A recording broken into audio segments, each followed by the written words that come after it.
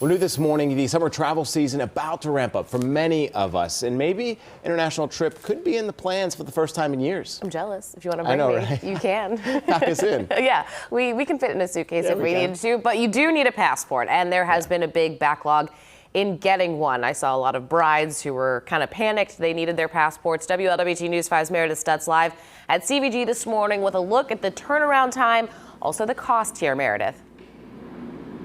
Hey, good morning to you, Kelly, because like a lot of things in life, even formula, also things like passports, the price is going up, not only to get a brand new passport, but to even renew. And as you were talking about, that turnaround time during the pandemic was even longer. But hey, we do have some good news for you this morning, as it seems that time to get a new passport seems to be easing up a bit. Now, normally it takes about 8 to 11 weeks to receive your passport, but during the pandemic, that timeline was even longer. Now we're hearing that the timeline may be back down to normal or even shorter than that 8-week period. But here's the thing, you don't want to cut it close because nothing is guaranteed.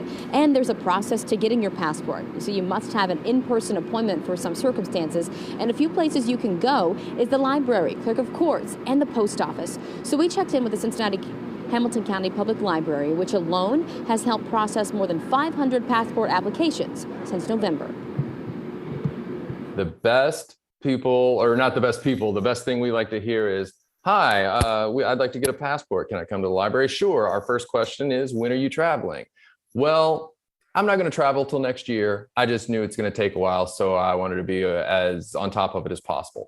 That's the best way to think about this. So what I would say is, if you are within that 2-week range, or if you haven't gotten your passport yet, do not schedule travel until you have that passport in your hand. That's my best recommendation. And as a reminder, it's not only that passport book you need, but also the photos as well. You can get those at places like CVS, Walgreens, even the BMV as well for about $15. And the library recommends that you get your photos first before showing up to an appointment. Now, we're talking about prices as well.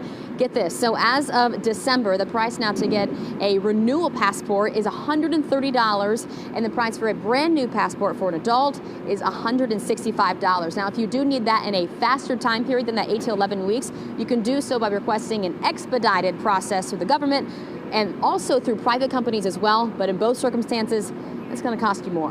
Reporting live from CVG, Meredith Stutz, WLWT News 5. Yeah, I think a couple people this morning went, oh, I should probably get on this, Meredith. So the time is certainly of the essence here. What can people do to make sure that the process does go as quickly and as smoothly as possible? Yeah, so you certainly want to avoid any obstacles or hiccups, especially when time potentially is not your friend in this process. So we checked in with Expedited Travel that says that 30% of applications are rejected because of the top 3 errors that follows. That includes not filling out your application properly, also the government fee check is not made out correctly, and also the photo that you submit is not compliant. So it really can pay off both in time and money to call someplace like the BMV or the library to make sure that your application is good to go before you show up to your appointment, or even put it in the mail. That way you don't even need to show up at an appointment. So it pays to do your homework.